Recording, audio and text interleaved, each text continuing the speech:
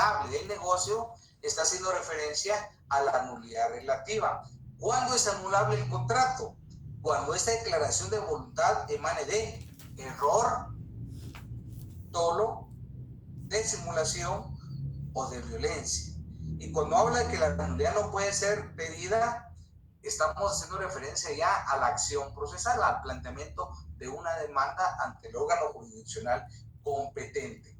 El 1258, que señala, el error es causa de nulidad cuando recae sobre la sustancia de la cosa. ¿Y cuál es la sustancia de la cosa? El objeto del contrato, o sobre cualquier circunstancia que fuere la causa principal de la declaración de voluntad. Es decir, debe ser un error relevante, un error que presente ciertas características de ser esenciable, de excusabilidad.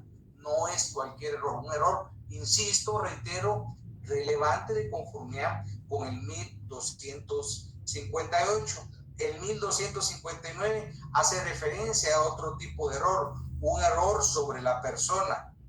Solo va a invalidar el negocio jurídico cuando la consideración a ella hubiera sido el motivo principal. Si la persona, si el contrato no es intuito personal, no es celebrado en función de esas cualidades personales, el contrato subsiste.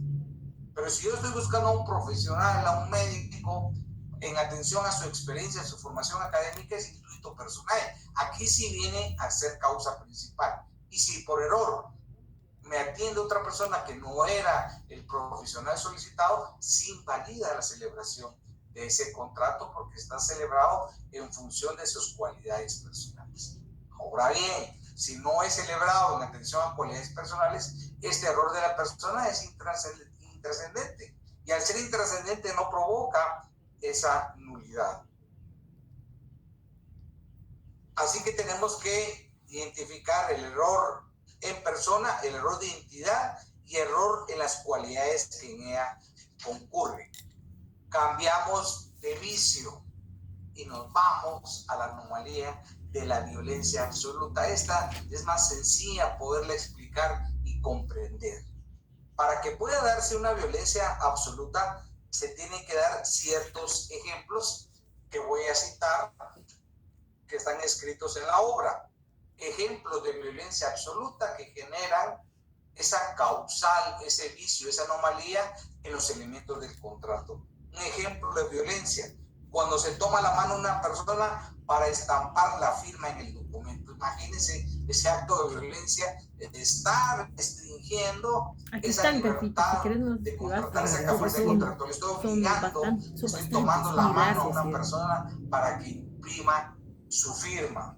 Ahí constituye la invalidez de ese acto por esta anomalía. Otro ejemplo, cuando se levanta el brazo de una subasta de forma forzada, ese es otro acto de violencia porque no hay libertad, no hay espontaneidad. C, los casos de hipnosis o sugestión, una persona que está bajo hipnosis no goza de esa capacidad mental volitiva, libre, consciente ante todo y espontánea. Bajo hipnosis no tiene esa facultad de ejercer su capacidad de autogobernarse en el modelo contractual. De igual forma, cuando se generan algunas lesiones producidas al contratante emitir un consentimiento, imagínense un contratante sometido a un régimen de tortura, eso es inviable, su declaración de voluntad que está emitiendo como producto de los daños que se le están provocando a su cuerpo. Una persona analfabeta firma con su huella dactilar un documento porque la otra le ha sujetado, la ha obligado a imprimir su impresión dactilar.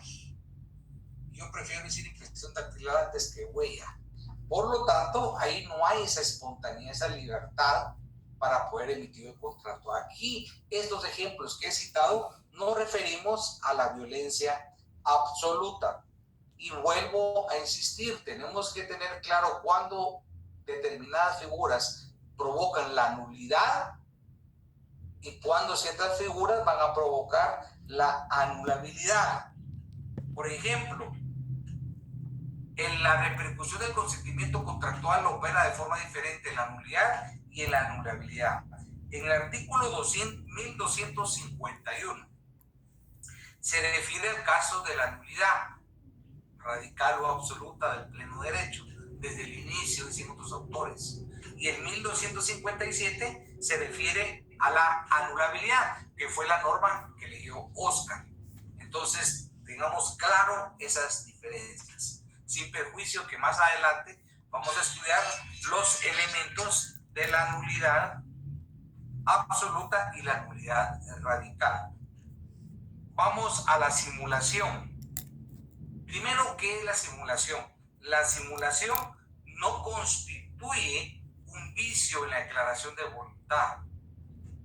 Repito, la simulación no constituye un vicio en la declaración de voluntad.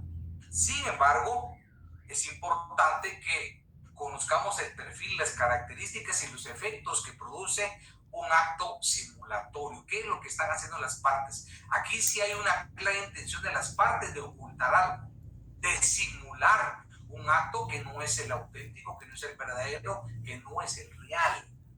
Pero a través de la simulación se significa fingir algo, hacer aparecer lo que no es cierto, comprendiendo dos ideas diferentes con un tronco común. Tronco común, ¿por qué? Porque las partes contratantes en un acuerdo simulatorio, mientras que los ejemplos que hablamos anteriormente lo ha provocado el vicio, une a las partes. En este caso, hacemos referencia a un tronco común. ¿Cuáles son esas ideas básicas? El engaño, fingir. El engaño que puede consistir en una mera ficción con la que se pretende burlar a los terceros, haciéndoles creer en la existencia de algo que no tiene entidad. Por lo tanto, si no tiene entidad, estamos ocultando la realidad, mostrando cosas diferentes a la que es. Repito, estamos mostrando una cosa diferente a la que es. En ese sentido, aquí hay una clara divergencia, pero originada por un acuerdo de simulación, por un acto de fingir. En ese sentido, cuando hacemos referencia a la simulación, lo vamos a trasladar al ámbito de los contratos bajo esa simulación que la define un autor Ferrara de la siguiente forma, y le vamos a dar lectura para poder comprender mejor qué es la simulación. La declaración de un contenido de voluntad no real, como dije anteriormente, es un acto fingido, es una voluntad no real, emitida conscientemente y de acuerdo entre las partes para producir con fines de engaño, la apariencia es una simple apariencia de contrato que no existe o es diferente a aquel que realmente se ha llevado a cabo. Es decir, ¿qué observamos en la simulación? Las partes están fingiendo, están dando la apariencia de celebrar un contrato distinto al realmente creado. Por lo tanto, ¿qué es lo que tenemos que hacer referencia al momento procesal? Hay que hacer referencia al elemento de la prueba, que es lo más complicado en el elemento procesal de la simulación. ¿Qué es lo que tenemos que probar?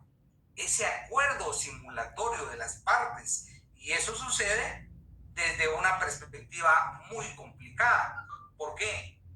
Porque el acuerdo simulatorio debe de acreditar, de probar las dos declaraciones de voluntad, que al final son dos declaraciones de voluntad simuladas, fingidas, aparentes. Y sobre eso versa el elemento de prueba en el caso que nos ocupa. Y por esto es que nosotros vamos a tener presente siempre que ese acuerdo simulatorio, las partes deciden emitir su consentimiento que no corresponde a lo realmente querido. Repito, El consentimiento, que es el acuerdo simulatorio de las partes, no responde a lo realmente querido. Es una ficción. Es una ficción. ¿Qué significa que es una ficción? Una apariencia específica sobre ese tema. Por lo tanto, ¿qué hay que hacer nosotros en esa declaración? Tenemos que señalar lo que establece el artículo 1284. ¿Quién me hace favor de leerlo? El 1284.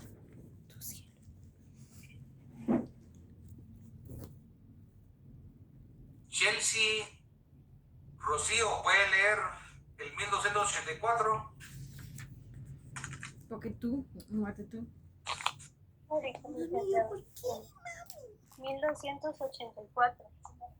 La simulación tiene lugar, primero, cuando se encubre el carácter jurídico del negocio que se declara, dándose la apariencia de otro de distinta naturaleza.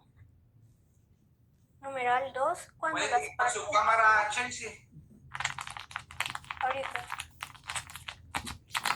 Es una loca la Chelsea. Es una loquita, por supuesto. ¿No tú? Ay, mamá. Antes de que continúe leyendo, Chelsea, voy a explicar el numeral 1 del artículo 1284. La simulación tiene lugar cuando se encubre el carácter jurídico del negocio que se declara. Hay un acto, se está fingiendo específicamente el negocio que se declara. Se le está dando la apariencia de una naturaleza distinta. Aquí hay un acuerdo simulatorio. El consentimiento no responde realmente a lo querido. Sigamos, por favor. Numeral 2, cuando las partes declaran o confiesan falsamente lo que en realidad no ha pasado o no se ha convenido entre ellas. ¿Qué significa aquí? Esto es el acuerdo simulatorio. Las partes, no solo pueden ser dos o más partes, están de acuerdo para confesar falsamente lo que en realidad no ha pasado. De tal suerte que el consentimiento no corresponde a lo querido. Y el numeral tercero. Numeral tercero, cuando se constituyen o transmiten derechos a personas interpuestas para mantener desconocidas a las verdaderamente interesadas. ¿Qué significa, Chelsea, cuando dice personas interpuestas? La casa está chula. Ahí puede leer, Rocío, donde dice personas interpuestas. ¿Qué es una persona interpuesta? Ah, no, sí, la patoja me gusta más. En cambio, la...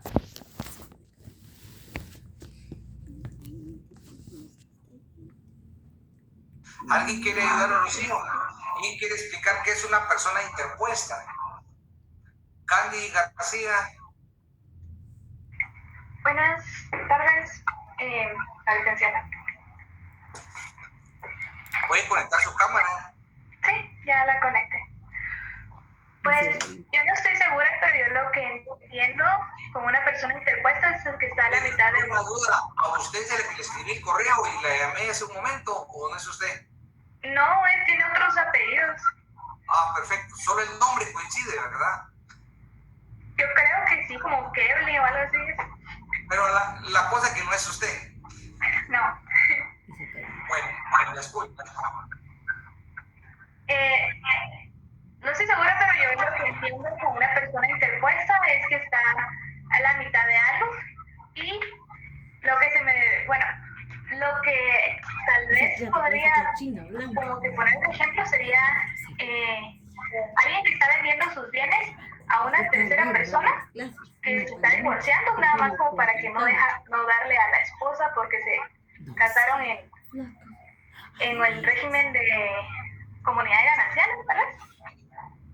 Pues usted ya se está ubicando en el término de la simulación, por ahí va, porque la simulación es un acuerdo de fingir, de engañar, no real, pero sí está ubicada en el tema de la simulación, no así en el concepto de persona interpuesta. Una persona interpuesta son los prestanombres. La doctrina francesa le llama a los hombres de paja. Solo son los que comparecen a prestar el nombre. No son contratantes en sí, son fachada, parte del engaño.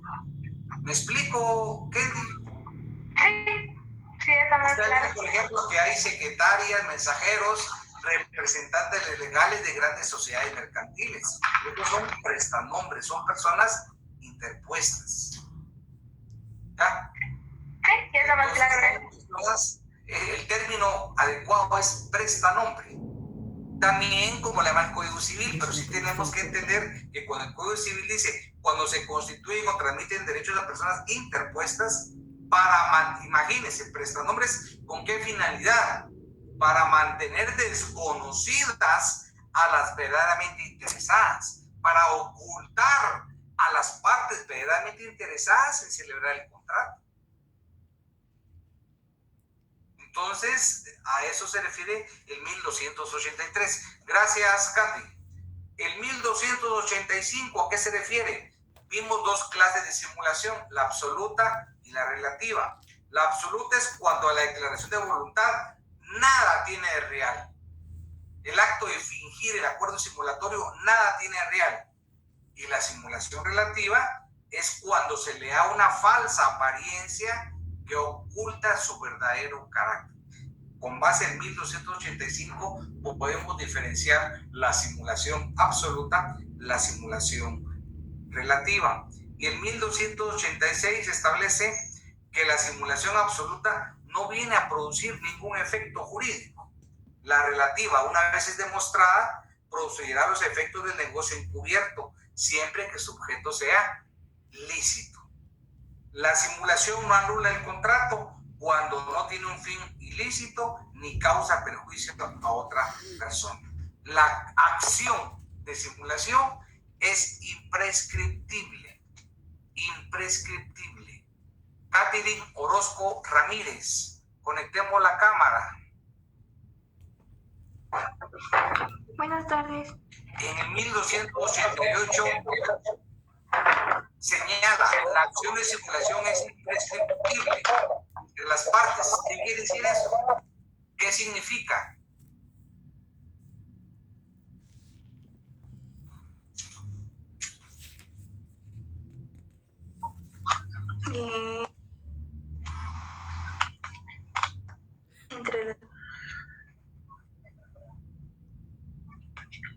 Que prácticamente las partes sí estuvieron de acuerdo para poder engañar a una tercera persona. ¿Qué artículo está leyendo usted? El 1288, ¿no? No, ¿Cuál mencionó? ahí no dice absolutamente. Yo creo que usted está leyendo otra norma. No le... No, léalo, mejor léalo despacio. Artículo 1288. La acción de simulación es imprescriptible entre las partes que simularon y para los terceros perjudiciales con la simulación. Perdone, ahí no dice, en su código dice perjudicial. Imprescriptible.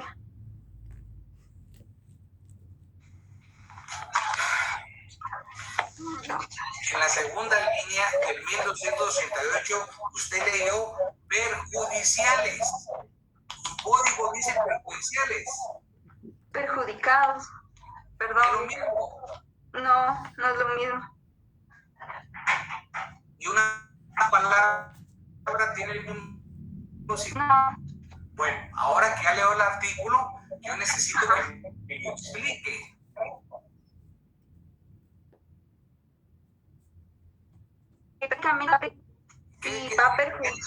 ¿Qué significa que no va a prescribir?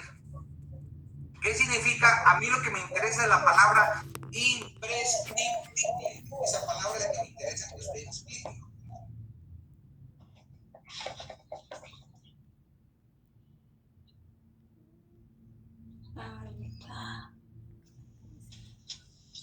Bueno, gracias, Catherine. ¿Quién quiere participar?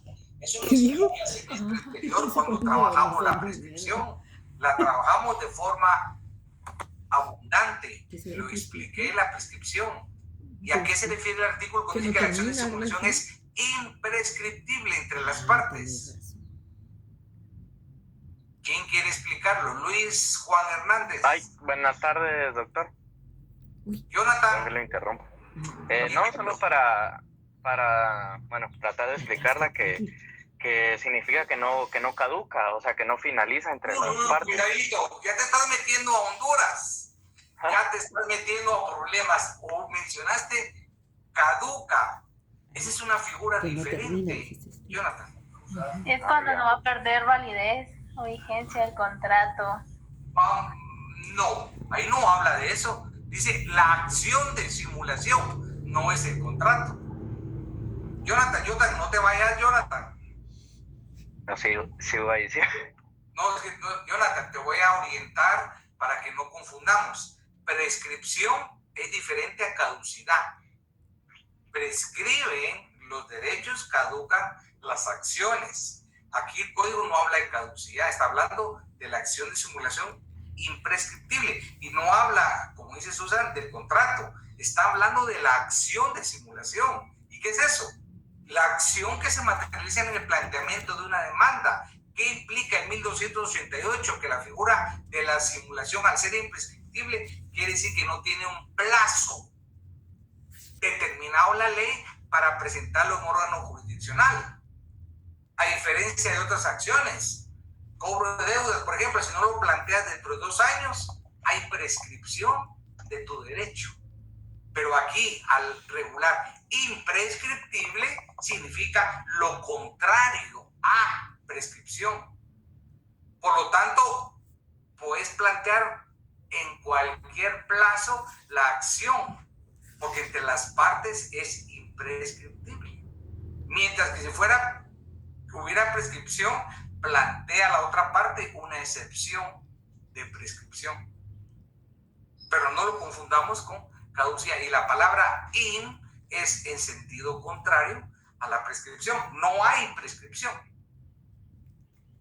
¿Te das cuenta, Jonathan? Un término que es importante es un artículo, el significado. Por eso mi recomendación es que cuando no haya comprensión de un término en la norma o doctrina, a buscarse a un diccionario e investigar el término. Si no entendemos ahí qué es la imprescriptible, la razón de la norma completa no la vamos a entender. ¿Ya? Sí. Claro, Jonathan. Sí, es muy diferente, o sea. Va vinculado al tiempo. No, sí, eso pensaba yo, pero... La caducidad también. O sea que sí son figuras análogas, pero no iguales. Solo una consulta, doctor. Sí, Jonathan. Como es acción de simulación, o sea, ese término que usted mencionaba, por así decirlo, con esa acción se inicia un proceso. Exactamente, por medio de una vía, un proceso que se llama un juicio ordinario. Aquí vas a plantear, por ejemplo, un juicio ordinario de nulidad del contrato por simulación absoluta o simulación dependiendo. Si es relativa, es anulabilidad. Si es nulidad absoluta, la simulación, el juicio se va a denominar ordinario porque es la vía. Cuando no hay una vía específica, se va a plantear en un juicio ordinario de nulidad del negocio jurídico. ¿Bajo qué causal? La causal viene a ser simulación, porque la nulidad del negocio jurídico la puedes plantear por diversas razones. La simulación es una de tantas. Es decir, cuando pensés en nulidad del contrato, pensá que hay un elenco, que hay diversas razones, diversas causas, y la simulación es una de ellas. Por eso estamos estudiando las separadas: violencia, error, dolo, simulación absoluta, simulación relativa. Bueno. Gracias, doctor. ¿Te quedó claro, Jonathan? Sí, gracias. Sé que cuando califique tu examen, esa pregunta tenés que sacar 100 puntos. Sí, ya la apunté. Gracias. ¿Quieres saber tu punteo, Jonathan? ¿Al único que se lo va a decir o no lo querés saber? Bueno, igual se mira así. Pero no lo querés saber públicamente, decime no, punto final. No, bien, nada. para quitarme la duda. Pero todos la van a escuchar. Bueno, yo no creo que me haya ido mal. O sea, tampoco súper bien, pero... Pues, Número de carnet. 2019 04 276. Tranquilo, despacito. 04 276. 2019 04, ¿qué más? 2019 04 ¿Sí? 276. Jonathan Elio Oreana, el que viste, Carlos, sacaste 10 puntos. Pues la verdad. Padre bendito. Son bromas, Jonathan. Sacaste 20 puntos. Bueno. Ay, qué Gracias, doctor. Eso es lo que respondiste, lo que te mereces. Bueno. Está Que bien. se te vaya la cara de preocupado. Gracias. Esas bromas de mal gusto no las debo hacer, ¿verdad, Jonathan? Perdóname. No, sí me asustó, pero dije, Aquí dice alguien, se te bajó el azúcar y todo. no, es que sí habían preguntas, pues, o sea, que, ¿cómo le explico yo? Cuando es opción múltiple, uno sabe que esa respuesta es la correcta o la incorrecta, pero como eran abiertas, digamos lo de el objeto, ¿cómo dijo usted? Los elementos esenciales del contrato, ahí sí yo me recordé que me faltó esa parte de la forma. Sacaste O sea, y eso un punto. Sí, Sacaste y un eso. punto. ¿Y los 20 puntos te los esperabas?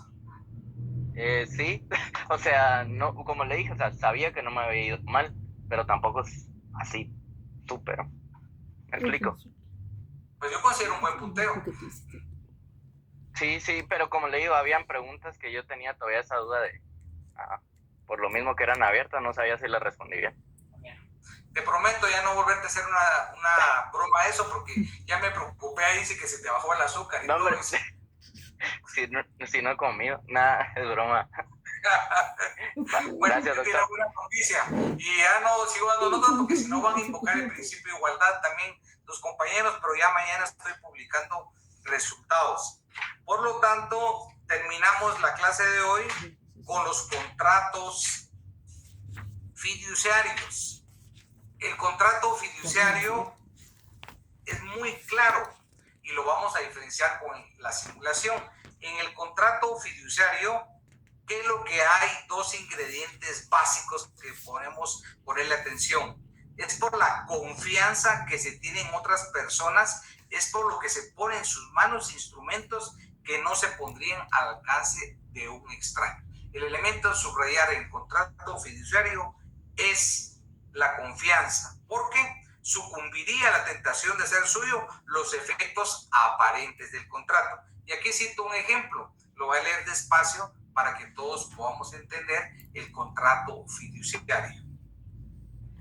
Por ejemplo, para que B cobre un crédito, su titular A lo transmite. Para evitar A la persecución de sus bienes, como consecuencia de responsabilidades políticas o por sus acreedores, se lo cede a B, pero es una apariencia. Es un contrato fiduciario porque lo querido no es eso. Se lo está cediendo a B porque quiere evitar la persecución de sus bienes. Voy a poner otro ejemplo. Imagínense que Jonathan es demandado por un moral de alimentos, ya es padre, pero es de aquellos padres irresponsables. Todavía no ha sido demandado, pero como ya entendió bien la figura esta, que es una figura no legal, asume que va a ser, como es un padre irresponsable, va a ser objeto de demanda de un moral de alimentos. Estoy hablando con hipótesis, casos hipotéticos. ¿Qué hace él en un contrato fiduciario?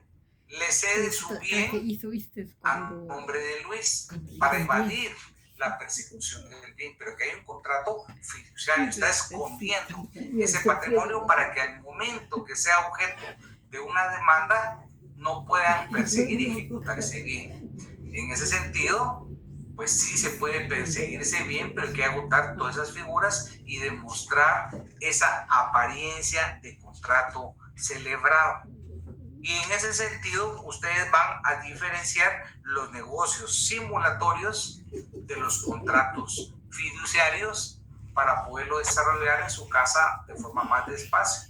Y la próxima semana iniciamos siempre en el apartado de los ficticios elementos del contrato con la figura del contrato en fraude de ley, artículo 4, ley del organismo judicial. ¿Preguntas? Artículo 4, ley de organismo judicial. ¿Comentarios? Pasen buena tarde. Sí, Candy, ¿alguna pregunta? Sí, por ejemplo, con eso que vimos un ejemplo en el que de violencia, en el que alguien le pone, por ejemplo, la huella dactilar en algún documento. Imagínense que le pongan un revólver en la cabeza para firmar. Sí, y ahí en ese sentido, por ejemplo, si la persona muere, ¿vale? Por ejemplo, tal vez firmó un testamento o algo así, ¿qué forma hay de que nosotros sepamos que fue viciado? ¿Murió a consecuencia del disparo o qué? No, o sea, solo murió tal vez por la edad o algo así, pero, o sea, sí lo firmó y, o sea, ¿qué forma hay de saber que sí fue viciado? Todo depende de la prueba. Si la víctima no logró acreditar en ese momento, nadie va a tener conocimiento, porque eso, si no se impugna, tiene plena validez. Es decir, si en vida él no recabó la prueba y no lo denunció, un heredero ni siquiera se va a enterar de ese acto. O sea, no lo pueden declarar sin elemento de prueba. Si no hay prueba, eso es fundamental. Gracias. Muy bien. Pasen buena tarde. Hasta luego.